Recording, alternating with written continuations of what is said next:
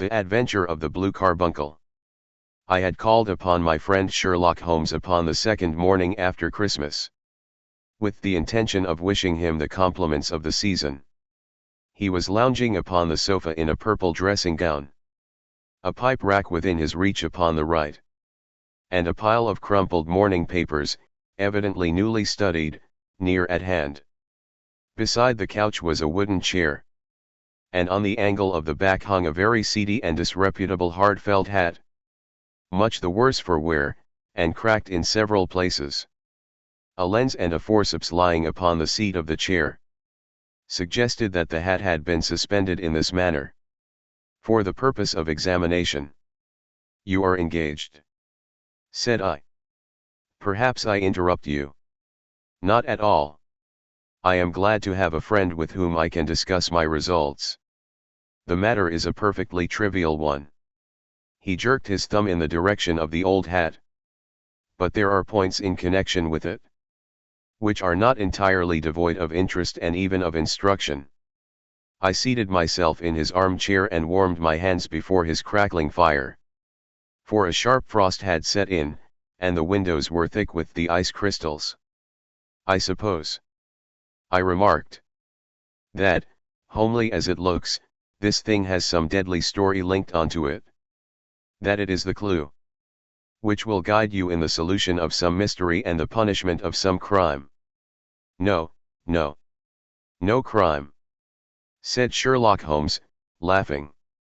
"Only one of those whimsical little incidents which will happen when you have 4 million human beings all jostling each other, within the space of a few square miles, amid the action and reaction of so dense a swarm of humanity. Every possible combination of events may be expected to take place, and many a little problem will be presented, which may be striking and bizarre without being criminal. We have already had experience of such.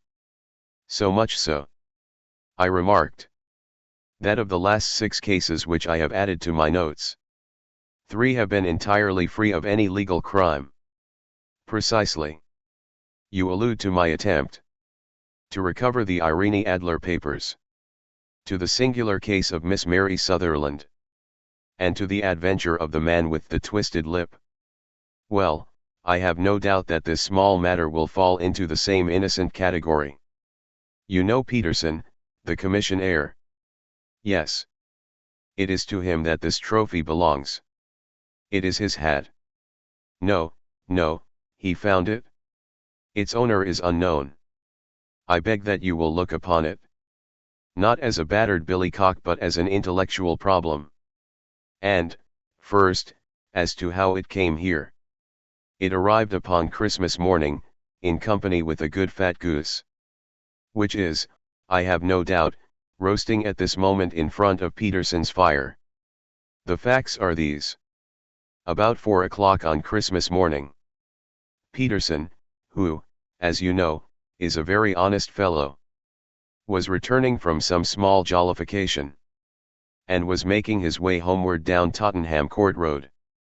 In front of him he saw, in the gaslight, a tallish man, walking with a slight stagger, and carrying a white goose slung over his shoulder. As he reached the corner of Gooch Street, a row broke out between this stranger and a little knot of roughs.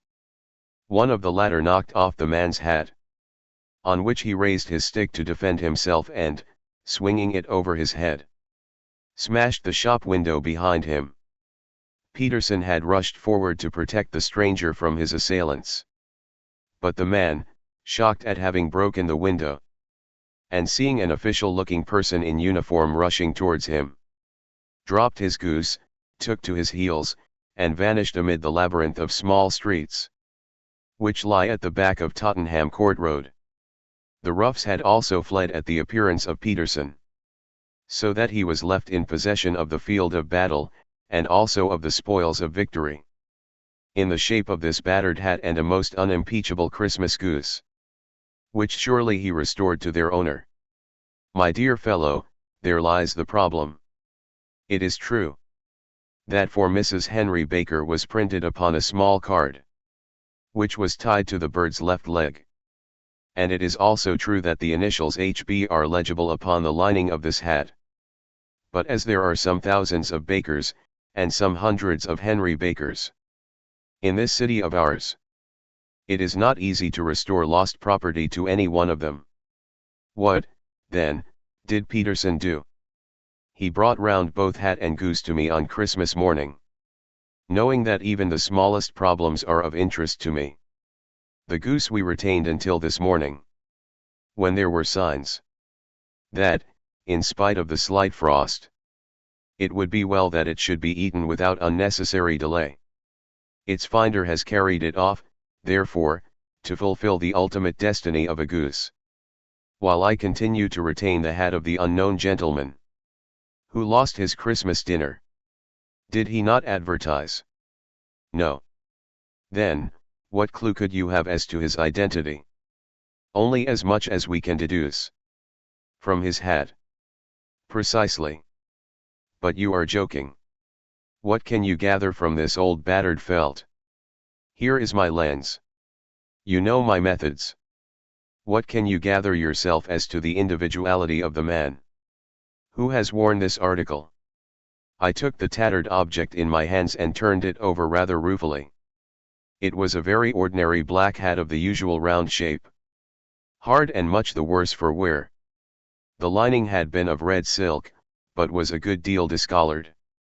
There was no maker's name. But, as Holmes had remarked, the initials H.B. were scrawled upon one side. It was pierced in the brim for a hat securer, but the elastic was missing. For the rest, it was cracked, exceedingly dusty, and spotted in several places. Although there seemed to have been some attempt to hide the discolored patches by smearing them with ink. I can see nothing, said I, handing it back to my friend. On the contrary, Watson, you can see everything. You fail, however, to reason from what you see. You are too timid in drawing your inferences. Then, pray tell me what it is that you can infer from this hat. He picked it up and gazed at it in the peculiar introspective fashion which was characteristic of him. It is perhaps less suggestive than it might have been, he remarked. And yet there are a few inferences which are very distinct, and a few others which represent at least a strong balance of probability. That the man was highly intellectual is of course obvious upon the face of it, and also that he was fairly well to do within the last 3 years, although he has now fallen upon evil days. He had foresight, but has less now than formerly, pointing to a moral retrogression, which, when taken with the decline of his fortunes, seems to indicate some evil influence, probably drink, at work upon him. This may account also for the obvious fact that his wife has ceased to love him. My dear Holmes, he has, however, retained some degree of self-respect, he continued, disregarding my remonstrance. He is a man who leads a sedentary life, goes out little, is out of training entirely, is middle-aged, has grizzled hair which he has had cut within the last few days, and which he anoints with lime cream. These are the more patent facts which are to be deduced from his hat. Also, by the way, that it is extremely improbable that he has gas laid on in his house. You are certainly joking, Holmes. Not in the least. Is it possible that even now, when I give you these results, you are unable to see how they are attained? I have no doubt that I am very stupid, but I must confess that I am unable to follow you. For example, how did you deduce that this man was intellectual? For answer Holmes clapped the hat upon his head. It came right over the forehead and settled upon the bridge of his nose. It is a question of cubic capacity, said he. A man with so large a brain must have something in it. The decline of his fortunes, then. This hat is 3 years old. These flat brims curled at the edge came in then. It is a hat of the very best quality. Look at the band of ribbed silk and the excellent lining. If this man could afford to buy so expensive a hat 3 years ago, and has had no hat since, then he has assuredly gone down in the world. Well, that is clear enough, certainly. But how about the foresight and the moral retrogression? Sherlock Holmes laughed. Here is the foresight, said he, putting his finger upon the little disc and loop of the hat securer. They are never sold upon hats. If this man ordered one, it is a sign of a certain amount of foresight, since he went out of his way to take this precaution against the wind. But since we see that he has broken the elastic and has not troubled to replace it, it is obvious that he has less foresight now than formerly, which is a distinct proof of a weakening nature.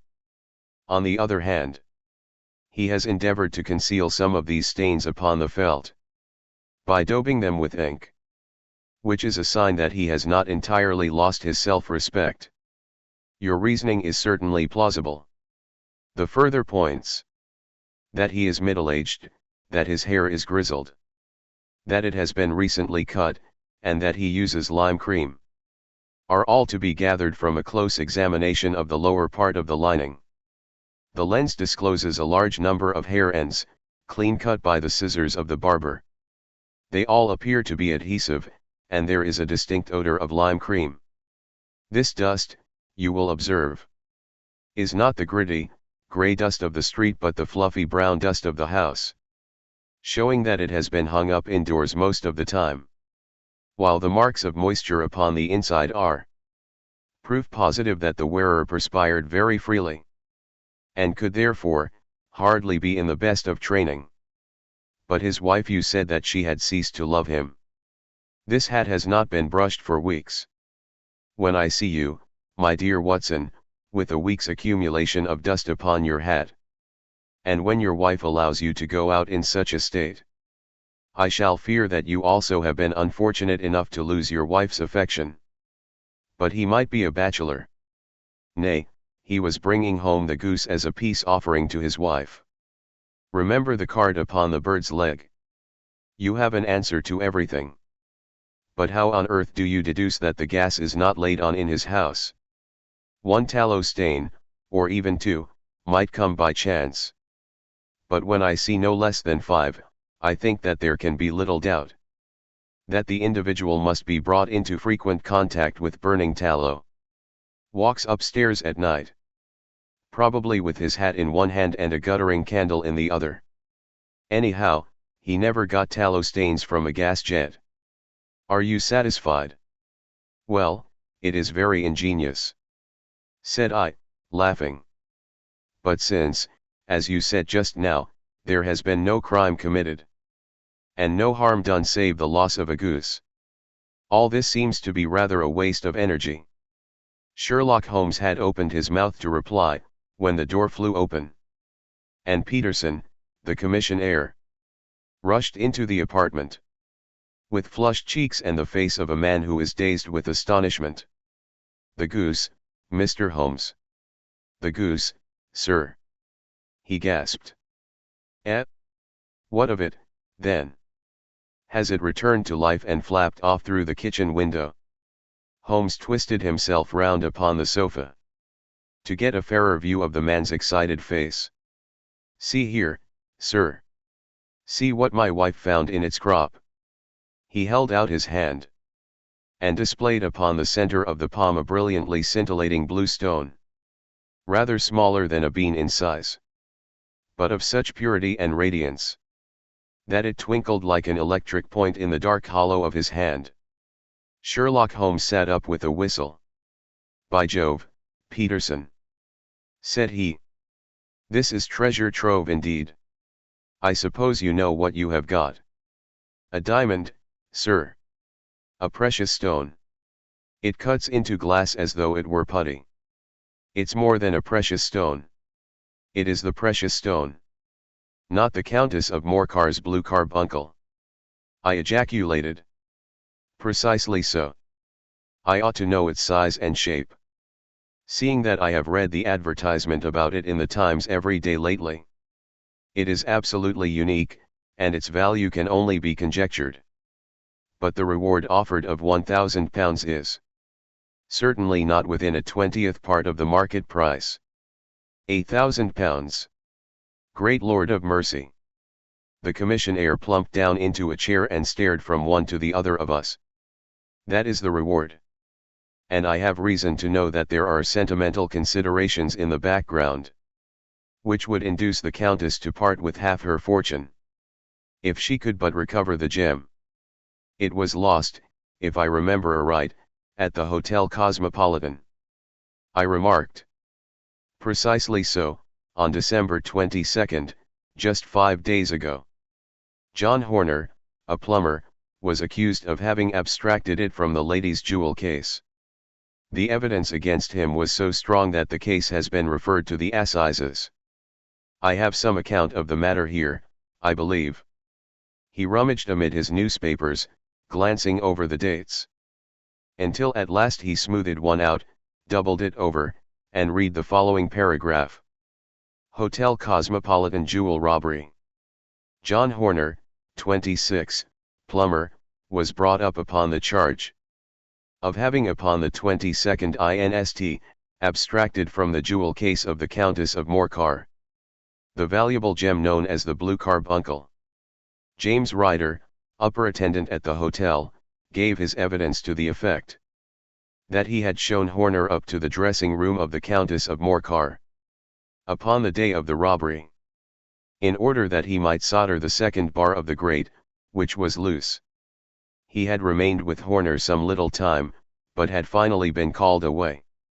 On returning, he found that Horner had disappeared, that the bureau had been forced open, and that the small morocco casket, in which, as it afterwards transpired, the Countess was accustomed to keep her jewel, was lying empty upon the dressing table.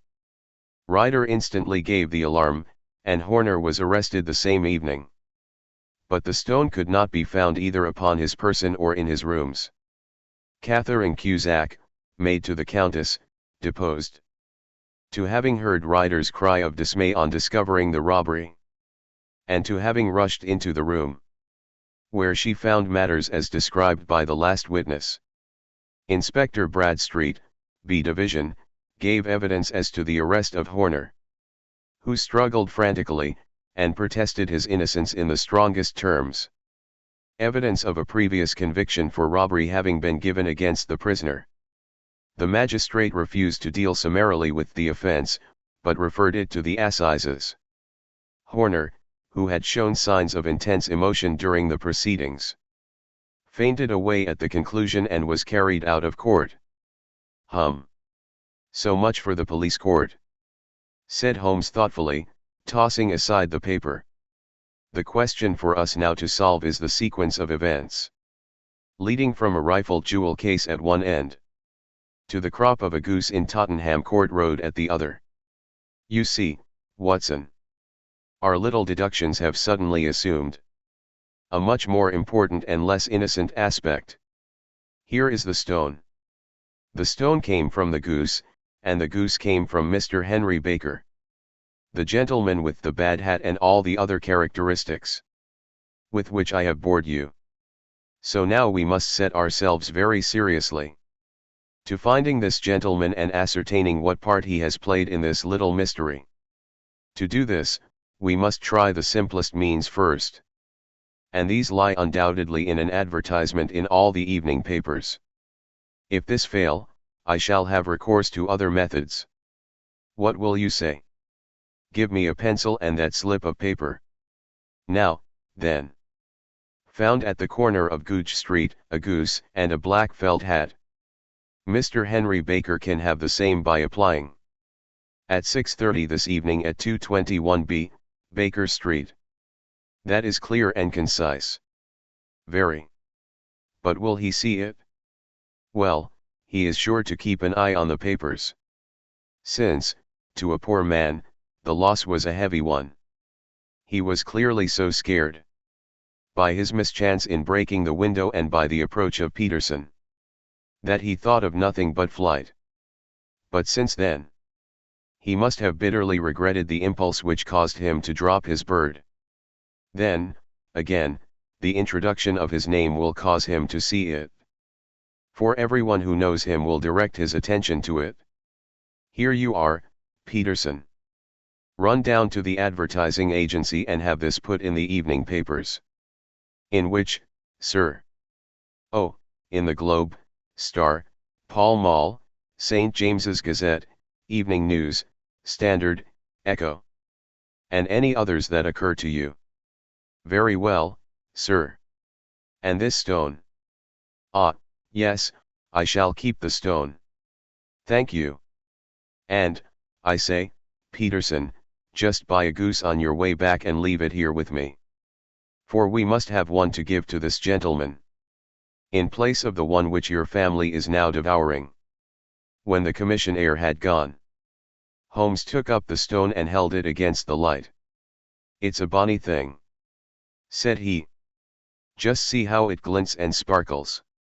Of course it is a nucleus and focus of crime. Every good stone is. They are the devil's pet baits. In the larger and older jewels every facet may stand for a bloody deed. This stone is not yet 20 years old. It was found in the banks of the Amoy River in southern China, and is remarkable in having every characteristic of the carbuncle, save that it is blue in shade instead of ruby red. In spite of its youth, it has already a sinister history. There have been 2 murders, a vitriol throwing, a suicide, and several robberies brought about. For the sake of this 40-grain weight of crystal leased charcoal. Who would think that so pretty a toy would be a purveyor to the gallows and the prison? I'll lock it up in my strong box now, and drop a line to the Countess to say that we have it. Do you think that this man Horner is innocent? I cannot tell.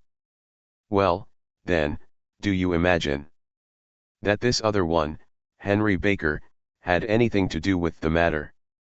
It is, I think, much more likely that Henry Baker is an absolutely innocent man, who had no idea that the bird which he was carrying was of considerably more value than if it were made of solid gold. That, however, I shall determine by a very simple test. If we have an answer to our advertisement. And you can do nothing until then. Nothing. In that case I shall continue my professional round. But I shall come back in the evening at the hour you have mentioned. For I should like to see the solution of so tangled a business. Very glad to see you. I dine at 7. There is a woodcock, I believe. By the way, in view of recent occurrences, perhaps I ought to ask Mrs. Hudson to examine its crop. I had been delayed at a case, and it was a little after 6:30 when I found myself in Baker Street once more. As I approached the house, I saw a tall man in a Scotch bonnet with a coat which was buttoned up to his chin, waiting outside in the bright semicircle which was thrown from the fanlight. Just as I arrived the door was opened, and we were shown up together to Holmes' room. Mr. Henry Baker, I believe, said he, rising from his armchair, and greeting his visitor with the easy air of geniality which he could so readily assume. Pray take this chair by the fire, Mr. Baker. It is a cold night, and I observe that your circulation is more adapted for summer than for winter. Ah, Watson, you have just come at the right time. Is that your hat, Mr. Baker? Yes, sir, that is undoubtedly my hat. He was a large man with rounded shoulders, a massive head, and a broad, intelligent face, sloping down to a pointed beard of grizzled brown. A touch of red in nose and cheeks, with a slight tremor of his extended hand, recalled Holmes' surmise as to his habits. His rusty black frock coat was buttoned right up in front, with the collar turned up, and his lank wrists protruded from his sleeves without a sign of cuff or shirt. He spoke in a slow staccato fashion, choosing his words with care, and gave the impression generally of a man of learning and letters, who had had ill usage at the hands of fortune. We have retained these things for some days, said Holmes, because we expected to see an advertisement from you giving your address. I am at a loss to know now why you did not advertise. Our visitor gave a rather shamefaced laugh. Shillings have not been so plentiful with me as they once were. he remarked. I had no doubt that the gang of roughs who assaulted me had carried off both my hat and the bird. I did not care to spend more money in a hopeless attempt at recovering them. Very naturally. By the way, about the bird, we were compelled to eat it. To eat it? Our visitor half rose from his chair in his excitement. Yes, it would have been of no use to anyone had we not done so. But I presume that this other goose upon the sideboard, which is about the same weight and perfectly fresh, will answer your purpose equally well.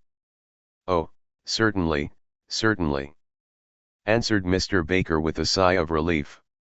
Of course, we still have the feathers, legs, crop, and so on of your own bird. So if you wish. The man burst into a hearty laugh. They might be useful to me as relics of my adventure, said he. But beyond that I can hardly see what use the disjecta member of my late acquaintance are going to be to me. No, sir, I think that, with your permission, I will confine my attentions to the excellent bird which I perceive upon the sideboard. Sherlock Holmes glanced sharply across at me with a slight shrug of his shoulders. There is your hat, then, and there your bird, said he. By the way, would it bore you to tell me where you got the other one from? I am somewhat of a fowl fancier, and I have seldom seen a better grown goose. Certainly, sir, said Baker, who had risen and tucked his newly gained property under his arm. There are a few of us who frequent the Alpha Inn, near the museum. We are to be found in the museum itself during the day, you understand.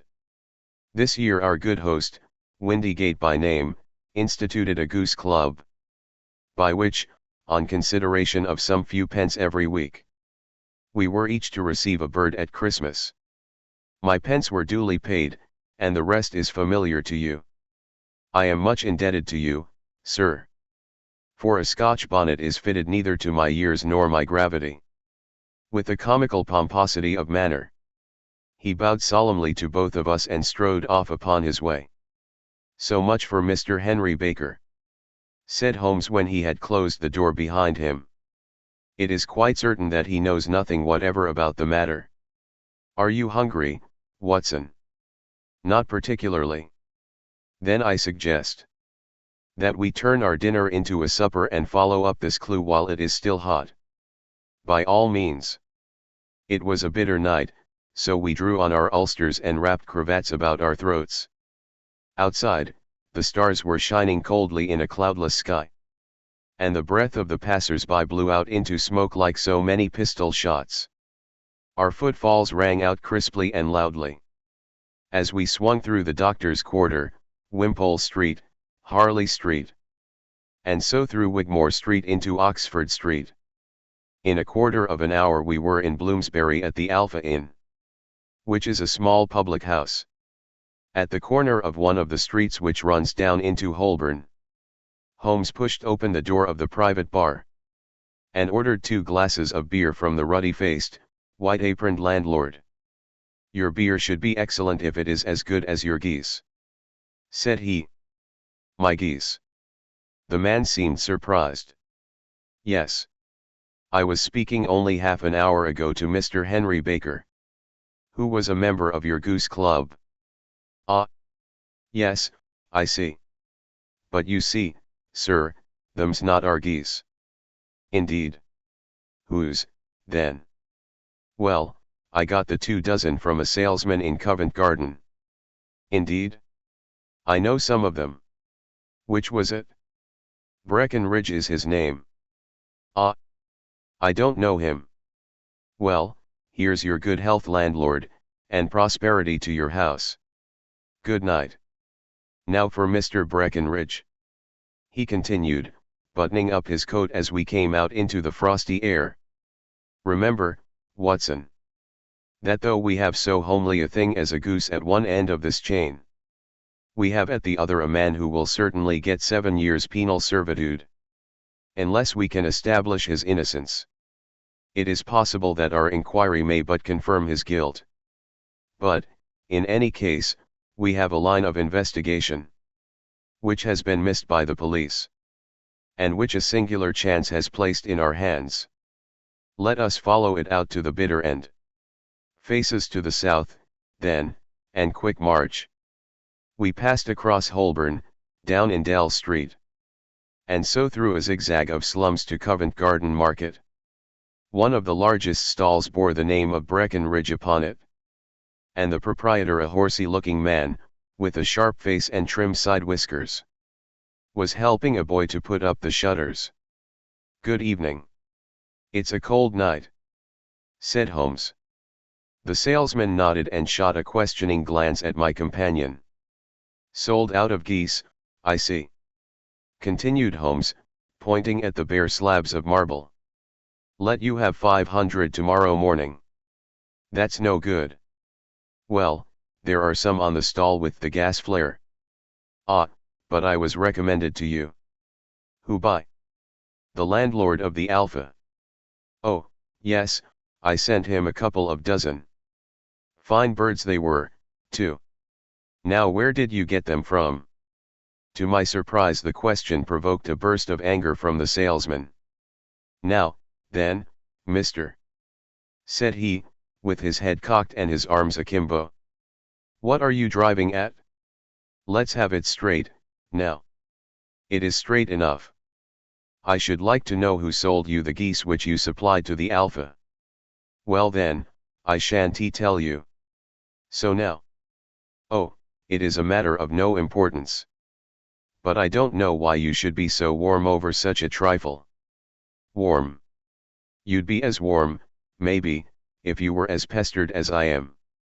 When I pay good money for a good article there should be an end of the business.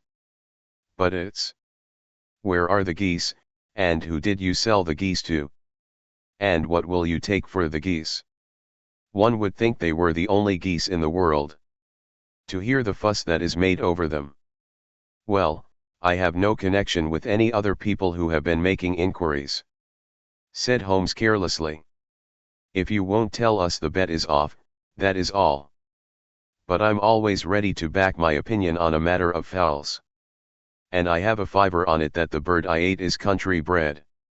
"Well, then, you've lost your fiver, for it's town bred," snapped the salesman. "It's nothing of the kind." "I say it is." "I don't believe it. Do you think you know more about fowls than I, who have handled them ever since I was a nipper? I tell you, all those birds that went to the Alpha were town bred. You'll never persuade me to believe that." "Will you bet, then?" "It's merely taking your money, for I know that I am right. But I'll have a sovereign on with you, just to teach you not to be obstinate." The salesman chuckled grimly. "Bring me the books, Bill," said he. The small boy brought round a small thin volume and a great greasy-backed one, laying them out together beneath the hanging lamp. "Now then, Mr. Cocksure," said the salesman. "I thought that I was out of geese.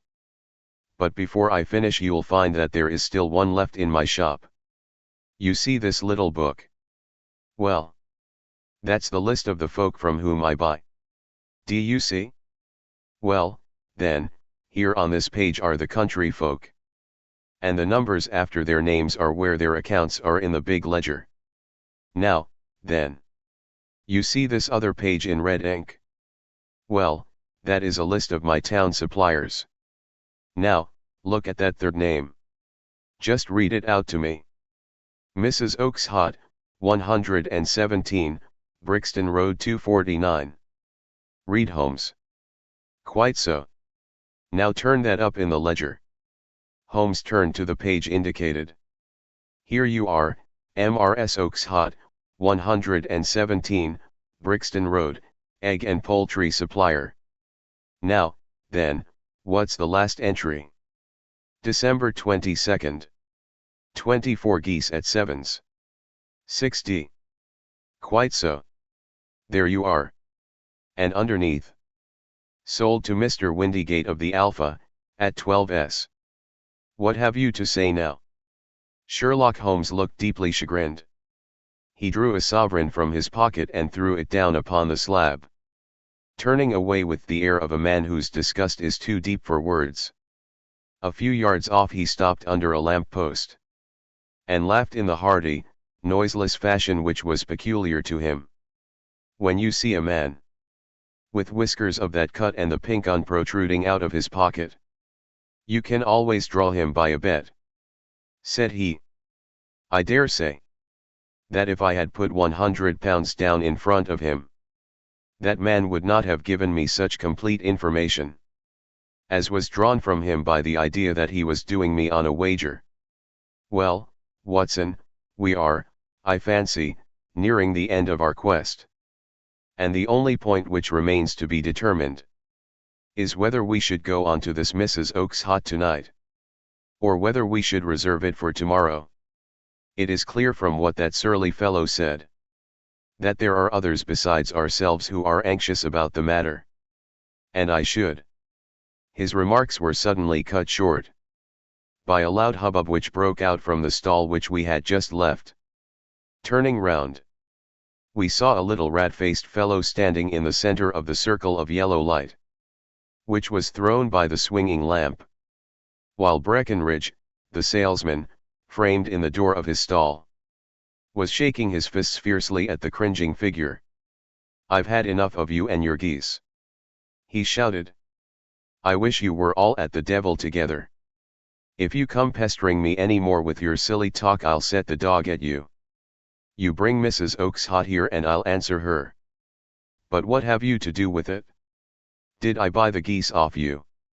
No, but one of them was mine all the same, whined the little man.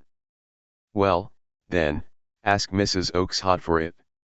She told me to ask you.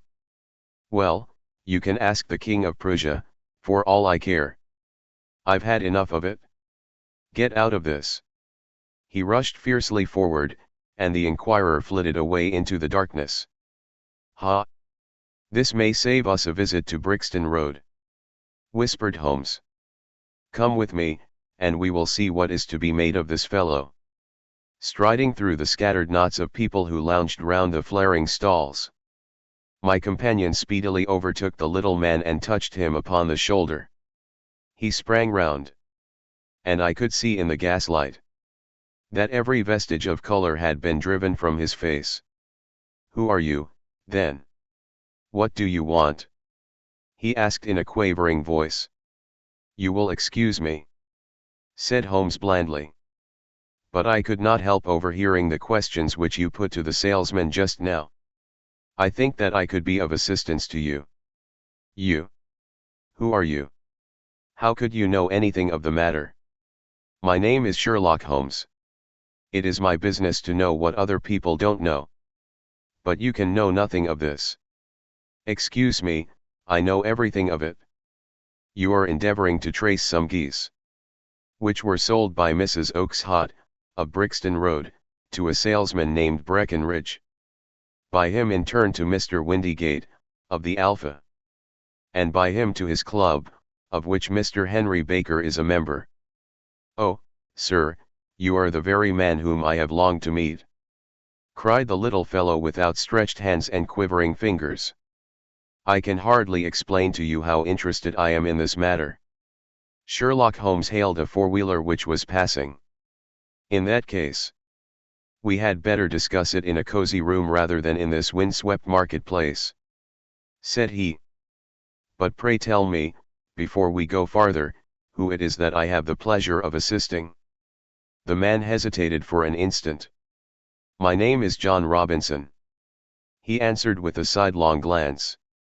No, no, the real name, said Holmes sweetly. It is always awkward doing business with an alias. A flush sprang to the white cheeks of the stranger. Well then, said he, my real name is James Ryder. Precisely so. Head attendant at the Hotel Cosmopolitan. Pray step into the cab, and I shall soon be able to tell you everything which you would wish to know. The little man stood glancing from one to the other of us, with half frightened, half hopeful eyes. as one who is not sure whether he is on the verge of a windfall or of a catastrophe. Then he stepped into the cab. And in half an hour we were back in the sitting room at Baker Street. Nothing had been said during our drive. But the high, thin breathing of our new companion, and the claspings and unclaspings of his hands, spoke of the nervous tension within him. "Here we are," said Holmes cheerily as we filed into the room. "The fire looks very seasonable in this weather. You look cold, Mr. Ryder. Pray take the basket chair. I will just put on my slippers before we settle this little matter of yours. Now, then. You want to know what became of those geese?" "Yes, sir. Or rather, I fancy, of that goose. It was one bird, I imagine, in which you were interested. White, with a black bar across the tail." Ryder quivered with emotion. "Oh, sir," he cried. "Can you tell me where it went to?" "It came here." "Here?" "Yes, and a most remarkable bird it proved. I don't wonder that you should take an interest in it.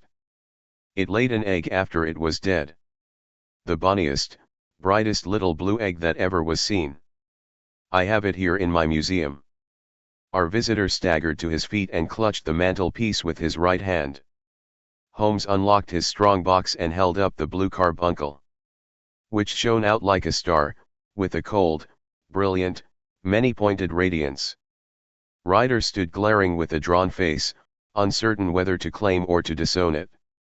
"The game's up, Ryder," said Holmes quietly. "Hold up, man, or you'll be into the fire. Give him an arm back into his chair, Watson.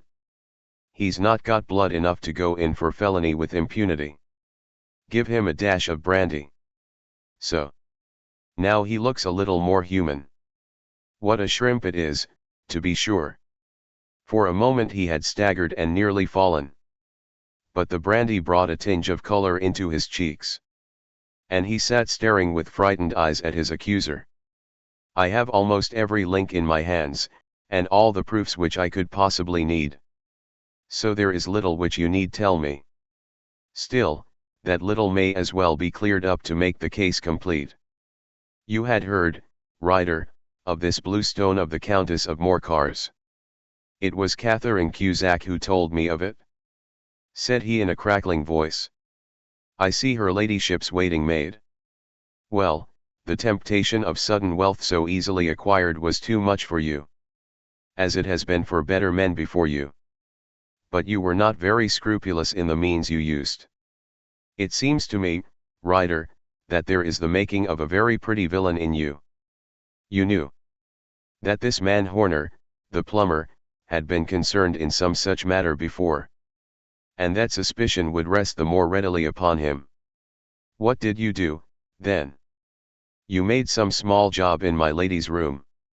You and your confederate Cusack. And you managed that he should be the man sent for. Then, when he had left, you rifled the jewel case, raised the alarm, and had this unfortunate man arrested. You then." Ryder threw himself down suddenly upon the rug and clutched at my companion's knees. "For God's sake, have mercy!" he shrieked. "Think of my father. Of my mother. It would break their hearts. I never went wrong before. I never will again. I swear it. I'll swear it on a Bible. Oh, don't bring it into court. For Christ's sake, don't. Get back into your chair," said Holmes sternly. "It is very well to cringe and crawl now. But you thought little enough of this poor Horner. In the dock for a crime of which he knew nothing. I will fly, Mr. Holmes. I will leave the country, sir. Then the charge against him will break down. We will talk about that. And now let us hear a true account of the next act. How came the stone into the goose, and how came the goose into the open market? Tell us the truth, for there lies your only hope of safety." Ryder passed his tongue over his parched lips. "I will tell you it just as it happened, sir. said he, when Horner had been arrested. It seemed to me that it would be best for me to get away with the stone at once. For I did not know at what moment the police might not take it into their heads to search me and my room. There was no place about the hotel where it would be safe. I went out, as if on some commission, and I made for my sister's house. She had married a man named Oakes Hot, and lived in Brixton Road, where she fattened fowls for the market. All the way there every man I met seemed to me to be a policeman or a detective. And, for all that it was a cold night, the sweat was pouring down my face before I came to the Brixton Road. My sister asked me what was the matter, and why I was so pale. But I told her that I had been upset by the jewel robbery at the hotel. Then I went into the backyard and smoked a pipe, and wondered what it would be best to do. I had a friend once called Maudsley, who went to the bad, and has just been serving his time in Pentonville. One day he had met me, and fell into talk about the ways of thieves, and how they could get rid of what they stole. I knew that he would be true to me, for I knew one or two things about him. So I made up my mind to go right on to Kilburn, where he lived, and take him into my confidence. He would show me how to turn the stone into money, but how to get to him in safety. I thought of the agonies I had gone through in coming from the hotel. I might at any moment be seized and searched, and there would be the stone in my waistcoat pocket. I was leaning against the wall at the time and looking at the geese, which were waddling about round my feet, and suddenly an idea came into my head, which showed me how I could beat the best detective that ever lived. My sister had told me some weeks before that I might have the pick of her geese for a Christmas present, and I knew that she was always as good as her word. I would take my goose now, and in it I would carry my stone to Kilburn. There was a little shed in the yard, and behind this I drove one of the birds. A fine big one, white, with a barred tail.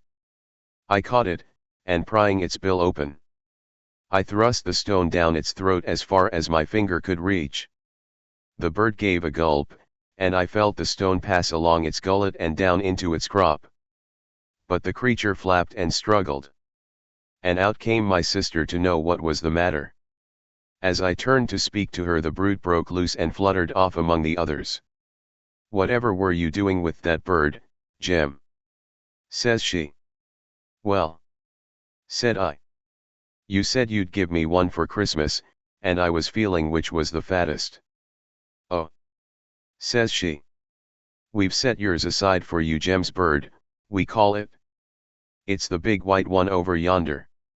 There's 26 of them, which makes one for you, and one for us, and 2 dozen for the market." "Thank you, Maggie," says I. "But if it is all the same to you, I'd rather have that one I was handling just now. The other is a good 3 pound heavier," said she, "and we fattened it expressly for you." "Never mind. I'll have the other, and I'll take it now," said I. "Oh, just as you like," said she, a little huffed. "Which is it you want, then?" "That white one with the barred tail, right in the middle of the flock." "Oh, very well. Kill it and take it with you." Well, I did what she said, Mr. Holmes, and I carried the bird all the way to Kilburn. I told my pal what I had done, for he was a man that it was easy to tell a thing like that to. He laughed until he choked, and we got a knife and opened the goose. My heart turned to water, for there was no sign of the stone, and I knew that some terrible mistake had occurred. I left the bird, rushed back to my sister's, and hurried into the backyard. There was not a bird to be seen there. "Where are they all, Maggie?" I cried. "Gone to the dealers, Jem." "Which dealers?" "Breckenridge, of Covent Garden." "But was there another with a barred tail?" I asked. "The same as the one I chose?" "Yes, Jem, there were 2 barred-tailed ones, and I could never tell them apart." "Well, then, Of course I saw it all. And I ran off as hard as my feet would carry me to this man Breckenridge. But he had sold the lot at once. And not one word would he tell me as to where they had gone. You heard him yourselves tonight.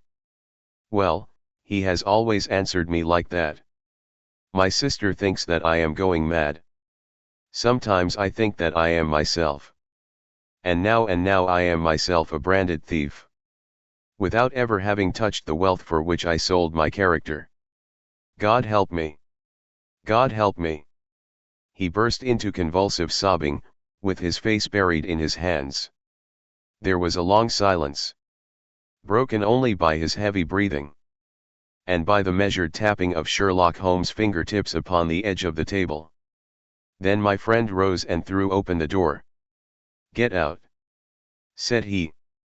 "What, sir? Oh, heaven bless you. No more words. Get out." And no more words were needed. There was a rush, a clatter upon the stairs, the bang of a door, and the crisp rattle of running footfalls from the street. "After all, Watson," said Holmes, reaching up his hand for his clay pipe, "I am not retained by the police to supply their deficiencies. If Horner were in danger it would be another thing. But this fellow will not appear against him, and the case must collapse. I suppose that I am commuting a felony, but it is just possible that I am saving a soul. This fellow will not go wrong again. He is too terribly frightened. Send him to jail now, and you make him a jailbird for life. Besides, it is the season of forgiveness. Chance has put in our way a most singular and whimsical problem. And its solution is its own reward.